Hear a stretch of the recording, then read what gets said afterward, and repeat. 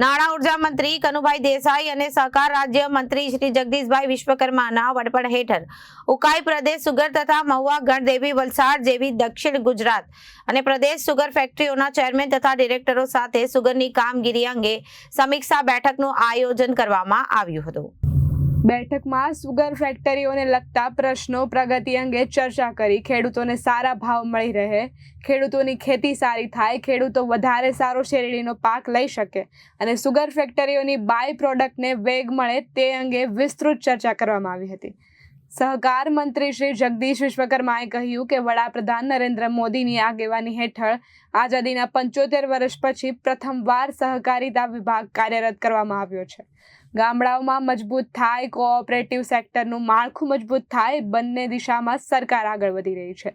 બેઠકમાં ધારાસભ્ય સંદીપભાઈ દેસાઈ, મહુવા સુગરના ચેરમેન માનસી પટેલ, સુગર ફેક્ટરીના ચેરમેનો, ડિરેક્ટરો, કાર્યકર્તાઓ અને કર્મચારીઓ ઉપસ્થિત રહ્યા હતા। આજે જે સમીક્ષા બેઠક છે,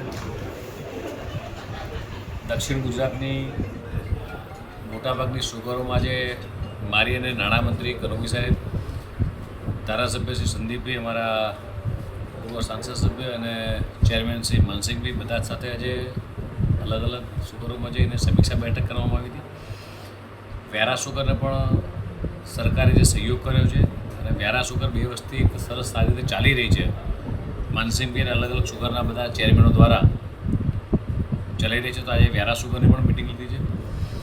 ખેડૂતોને સારા ભાવ કઈ રીતે મળી શકે અને ખેડૂતો વધારે ને વધારે શેરડી કઈ તો ઉગાડે, સારા ભાવ મળી રહે એ દિશામાં સરકાર પણ વિચારી રહી છે। જે રીતે દેશના યશસ્વી પ્રધાનમંત્રી માનનીય મોદી સાહેબ આઝાદીના 75 વર્ષ બાદ સેન્ટ્રલમાં અલગથી સહકારિતા વિભાગ શરૂ કર્યો છે, તેનું સુકાન પણ દેશના યશસ્વી સહકારિતા મંત્રી અમિતભાઈ શાહ સાહેબ સંભાળી રહ્યા છે।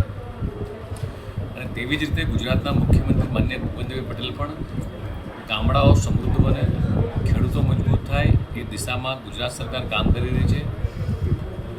સુગરના મિત્રો દ્વારા વારંવાર મારી આગળ કનુભાઈ સાહેબ આગળ રજૂઆત આવતી હતી, એટલે આજે મેં અને કનુભાઈ સાહેબ નાણામંત્રીશ્રી આજે સ્પેશિયલ વિઝિટ ગોઠવી અને 5 સુગરમાં આજે વિઝિટ કરી છે।